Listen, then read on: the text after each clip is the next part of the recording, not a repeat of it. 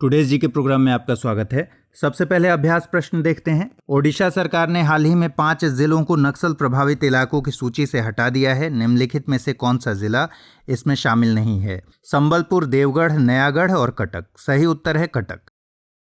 ओडिशा सरकार ने हाल ही में 5 जिलों को नक्सल प्रभावित इलाकों की सूची से हटाया है। इनमें अंगुल, बौद्ध, संबलपुर, देवगढ़ और नयागढ़ शामिल हैं। इन जिलों को केंद्र सरकार द्वारा प्रायोजित सिक्योरिटी रिलेटेड एक्सपेंडिचर यानी SRE योजना से हटा दिया गया है। इससे पहले भी ओडिशा सरकार ने अप्रैल 2018 में 6 जिलों जाजपुर, ढेंकानाल, क्योंझर, मयूरभंज, गजपति और गंजम को माओवादी गतिविधियों से मुक्त घोषित किया था।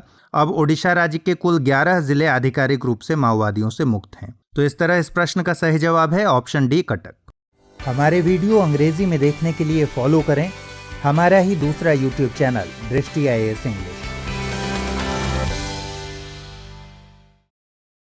पहला सवाल, किस देश के द्वारा 2018-19 में की गई बाघ गणना ने सबसे बड़े कैमरा ट्रैप वन्यजीव सर्वेक्षण के रूप में Guinness book of world record में जगह बनाई है?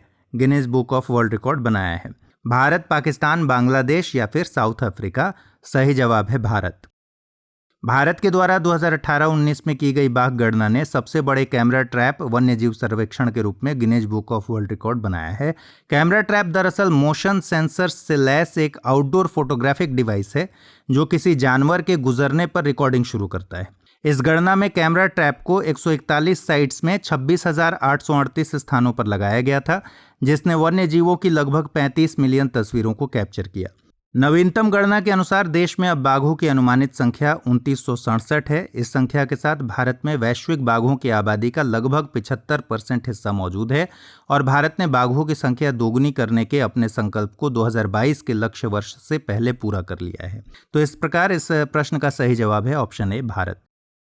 दूसरा सवाल, निम्नलिखित में से किस मंत्रालय ने हाल ही में असीम पोर्टल लॉन्च किया? पर्यटन मंत्रालय, कौशल विकास एवं उद्यमिता मंत्रालय, स्वास्थ्य एवं परिवार कल्याण मंत्रालय या फिर विदेश मंत्रालय?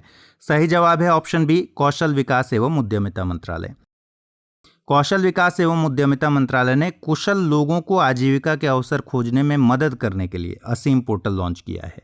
यहाँ असीम का पूरा नाम नोट कर लीजिए, आत्मनिर्भर स्किल्ड एम्प्लॉय एम्प्लॉयर मैपिंग। यह है असीम का पूरा नाम। यह पोर्टल आर्टिफिशियल इंटेलिजेंस पर आधारित है जो नियोक्ताओं को कुशल कार्यबल की उपलब्धता का आकलन करने और उनकी भर्ती योजनाओं को तैयार करने के लिए एक प्लेटफॉर्म देगा। असीम एक ऐप के रूप में भी उपलब्ध है जिसे NSDC द्वारा बेंगलुरु स्थित कंपनी बेटर प्लेस के सहयोग से विकसित किया गया है। तो इस तरह इस प्रश्न का सही जवाब है ऑप्शन बी, कौशल विकास एवं उद्यमिता मंत्रालय। तीसरा सवाल, नेशनल फिश फार्मर्स डे हर साल निम्नलिखित में से किसकी या किनकी याद में मनाया जाता है? Doctor Rajendra Prasad, doctor Kuldeep K Lal, doctor Hiralal Chaudhary और doctor KH Alikunhi, doctor Shanti Swarup Bhatnagar और डॉक्टर मेघनाद साहा? सही जवाब है option C, doctor Hiralal Chaudhary और डॉक्टर KH अलीकुन्ही।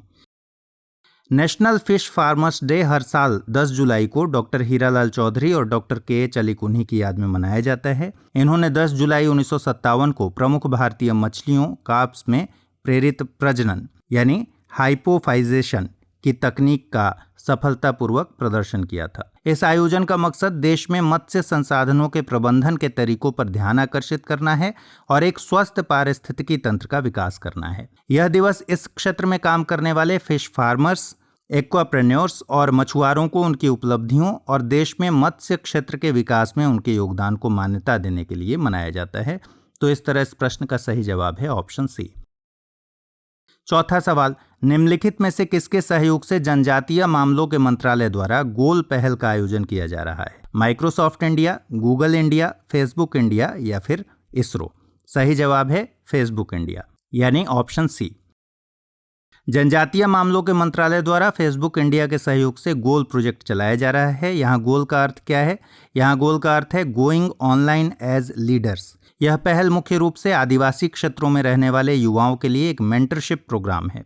इस पहल के जरिए आदिवासी समुदायों को डिजिटल साक्षरता, जीवन कौशल, नेतृत्व क्षमता और उद्यमिता जैसे हुनर सिखाए जा रहे हैं। इस कार्यक्रम के प्रति अनुसूचित जनजाति यानी एसटी क्षेत्रों के संसद सदस्यों को संवेदनशील बनाने के लिए जनजातीय मामलों के मंत्रालय ने फेसबुक इंडिया के साथ एक वेबिनार का आयोजन किया है। तो इस तरह इस प्रश्न का सही जवाब है ऑप्शन सी। पांचवा सवाल, कोविड-19 का मुकाबला करने के लिए राष्ट्रीय रसायन और उर्वरक लिमिटेड यानी आरसीएफ ने एक हैंड क्लीनिंग IPA जेल पेश किया है। आरसीएफ को निम्न में से कौन सा दर्जा प्राप्त है? महारत्न, नवरत्न, मिनी रत्न या फिर निजी कंपनी? सही जवाब है मिनी रत्न, ऑप्शन सी। कोविड-19 का मुकाबला करने में सरकार की सहायता करने के लिए राष्ट्रीय रसायन और उर्वरक लिमिटेड यानी आरसीएफ ने एक hand cleaning IPA gel RCF सेफेरोला पेश किया है। यह जेल एक स्किन फ्रेंडली मॉइस्चराइजर आधारित हैंड सैनिटाइजर है जिसमें आइसोप्रोपिल अल्कोहल यानी IPA और एलोवेरा का अर्क होता है। आरसीएफ लिमिटेड रसायन और उर्वरक मंत्रालय के तहत एक सार्वजनिक उपक्रम यानी PSU है। इसे मिनी रत्न कंपनी का दर्जा प्राप्त है। यह देश में उर्वरकों और रसायनों का एक प्रमुख उत्पादक है। तो इस प्रश्न का सही जवाब है ऑप्शन सी मिनी रत्न। छठा सवाल, सरकार का वह व्यय जिससे या तो परिसंपत्तियों में वृद्धि हो या फिर देयताओं में कमी आए, कौन सा व्यय कहलाता है? राजस्व व्यय, पूंजीगत व्यय, योजनागत व्यय, गैर योजनागत व्यय? सही जवाब है पूंजीगत व्यय। सरकार का वह व्यय जिससे या तो परिसंपत्तियों में वृद्धि हो या फिर देयताओं में कमी आए उसे पूंजीगत व्यय कहते हैं। पूंजीगत व्यय पूंजी निवेश के रूप में आवर्ती प्रकार के व्यय होते हैं। इस प्रकार के व्यय से अर्थव्यवस्था की उत्पादक क्षमता में सुधार की उम्मीद की जाती है। पूंजीगत व्यय में क्या शामिल होता है? निवेश, ऋण भुगतान, शेयरों की खरीद, भूमि, मशीनों और उपकरणों पर व्यय इत्यादि पूंजीगत व्यय में शामिल होते हैं। तो इस प्रश्न का सही जवाब है ऑप्शन बी पूंजीगत व्यय। सातवां सवाल, निम्नलिखित में से कौन सा या से कथन मिश्रित अर्थव्यवस्था के बारे में सही है या है? पहला कथन है इसमें सरकार अथवा सार्वजनिक क्षेत्र तथा निजी क्षेत्र दोनों परस्पर सहयोगी के रूप में कार्य करते हैं। इसमें आर्थिक क्रियाओं को बाजार की शक्तियों अर्थात मांग और आपूर्ति की स्वतंत्र अंतःक्रिया पर छोड़ दिया जाता है। कूट दिया हुआ है केवल एक, केवल दो, एक और दो दोनों, न तो एक और न ही दो। और सही जवाब है इसका ऑप्शन सी एक और दो दोनों। मिश्रित अर्थव्यवस्था एक विशेष प्रकार की अर्थव्यवस्था है जिसमें राज्य अर्थव्यवस्था एवं पूंजीगत अर्थव्यवस्था दोनों की खासियत विद्यमान होती है। इसमें सरकार अथवा सार्वजनिक क्षेत्र तथा निजी क्षेत्र दोनों परस्पर सहयोगी के रूप में कार्य करते हैं। मिश्रित अर्थव्यवस्था में कुछ आधारभूत और महत्वपूर्ण क्षेत्र की आर्थिक गतिविधियों की जिम्मेदारी केंद्र और राज्य सरकारों की होती है। शेष आर्थिक गतिविधियों को बाजार के निजी समूहों के लिए छोड़ दिया जाता है। मिश्रित अर्थव्यवस्था में आर्थिक क्रियाओं को बाजार के शक्तियों अर्थात मांग और आपूर्ति की स्वतंत्र अंतःक्रिया पर छोड़ दिया जाता है। सरकार इसमें विनियामक के रूप में, रेगुलेटर के रूप में अपना नियंत्रण बनाए रखती है। तो इस तरह इस प्रश्न का सही जवाब है ऑप्शन सी एक और दो दोनों। आठवां सवाल, निम्नलिखित में से कौन सा कथन या कौन से कथन व्यष्टि अर्थशास्त्र के बारे में सही माना जाता है या माने जाते हैं? पहला कथन है इसे वृहद अर्थशास्त्र भी कहा जाता है और दूसरा कथन है इसके अंतर्गत अर्थव्यवस्था की एक इकाई या इकाई के भाग के छोटे छोटे पहलुओं का अध्ययन किया जाता है। कूट दिया हुआ है केवल एक, केवल दो, एक और दो दोनों, न तो एक न ही दो। सही जवाब है इसका केवल दो। व्यष्टि अर्थशास्त्र को सूक्ष्म अर्थशास्त्र भी कहा जाता है। व्यष्टि अर्थशास्त्र के अंतर्गत अर्थव्यवस्था की एक इकाई या इकाई के भाग के रूप में अर्थव्यवस्था के छोटे छोटे पहलुओं अर्थात व्यक्तिगत आर्थिक इकाइयों का अध्ययन किया जाता है। यह आर्थिक क्रिया से संबंधित महत्वपूर्ण कारकों से प्रभावित होता है। व्यष्टि अर्थशास्त्र के अंतर्गत अनुकूल संसाधन आवंटन और आर्थिक क्रियाओं जैसे मांग और आपूर्ति का अध्ययन, मूल्य निर्धारण से संबंधित समस्याओं और नीतियों का अध्ययन किया जाता है। तो इस तरह इस प्रश्न का सही जवाब है ऑप्शन बी केवल दो। नवां सवाल, निम्नलिखित में से कौन सा या से कथन समष्टि अर्थशास्त्र से संबंधित है या है? पहला कथन है इसके अंतर्गत अर्थव्यवस्था के बड़े पहलुओं अर्थात संपूर्ण अर्थव्यवस्था अथवा संपूर्ण अर्थव्यवस्था के समुच्चयों से संबंधित अध्ययन किया जाता है। और दूसरा कथन है समष्टि अर्थशास्त्र सभी आर्थिक इकाइयों का अध्ययन एवं विश्लेषण करता है। कूट है केवल एक, केवल दो, एक और दो दोनों, न तो एक न ही दो। सही जवाब है ऑप्शन सी एक और दो दोनों। समष्टि अर्थशास्त्र को वृहद अर्थशास्त्र भी कहा जाता है। समष्टि अर्थशास्त्र के अंतर्गत अर्थव्यवस्था के बड़े पहलुओं और संपूर्ण अर्थव्यवस्था अर्थात संपूर्ण अर्थव्यवस्था की समस्याओं से संबंधित अध्ययन किया जाता है। इसमें राष्ट्रीय आय, राजकोषीय नीति, मौद्रिक नीति, सरकारी बजट, आर्थिक समृद्धि, मुद्रास्फीति, गरीबी, बेरोजगारी इत्यादि शामिल हैं। समष्टि अर्थशास्त्र सभी आर्थिक इकाइयों का समग्र अध्ययन एवं विश्लेषण करता है जिससे बड़े पैमाने पर आर्थिक समस्याओं का समाधान किया जा सके। सही जवाब है ऑप्शन सी, 1 और 2 दोनों।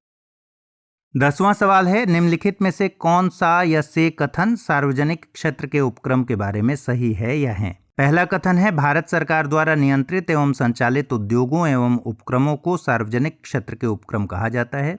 दूसरा कथन है, केंद्र सरकार या किसी राज्य सरकार के आधिपत्य वाले सार्वजनिक उपक्रम में सरकारी पूंजी की हिस्सेदारी 51% या इससे अधिक होती है। ऑप्शंस हैं केवल 1, केवल 2, 1 और 2 दोनों, न तो 1 नहीं 2। और सही जवाब है ऑप्शन सी, 1 और 2 दोनों। भारत सरकार द्वारा नियंत्रित एवं संचालित उद्यमों एवं उपक्रमों को सार्वजनिक क्षेत्र के उपक्रम या पीएसयूज कहा जाता है। केंद्र सरकार या किसी राज्य सरकार के आधिपत्य वाले सार्वजनिक उपक्रम में सरकारी पूंजी की हिस्सेदारी 51% या इससे ज्यादा होती है। औद्योगिक नीति 1956 में सार्वजनिक क्षेत्र को भारतीय अर्थव्यवस्था में एक केंद्रीय स्थान प्रदान किया गया। केंद्रीय सार्वजनिक क्षेत्र के उपक्रमों को सामरिक और गैर रणनीतिक श्रेणी में वर्गीकृत किया जा सकता है। तो इस तरह इस प्रश्न का सही जवाब है ऑप्शन सी। आइए अब आज के अभ्यास प्रश्न पर नजर डालते हैं। विश्व जनसंख्या दिवस कब मनाया जाता है? 10 जुलाई, 11 जुलाई, 12 अगस्त या फिर 13 अगस्त? तो आप इस अभ्यास प्रश्न के जवाब को कमेंट में जरूर लिखें। इस अभ्यास प्रश्न के जवाब के साथ और नए सवालों के साथ हम फिर हाजिर होंगे। तब तक आप अपना ख्याल रखिए, पढ़ते रहिए। Good bye.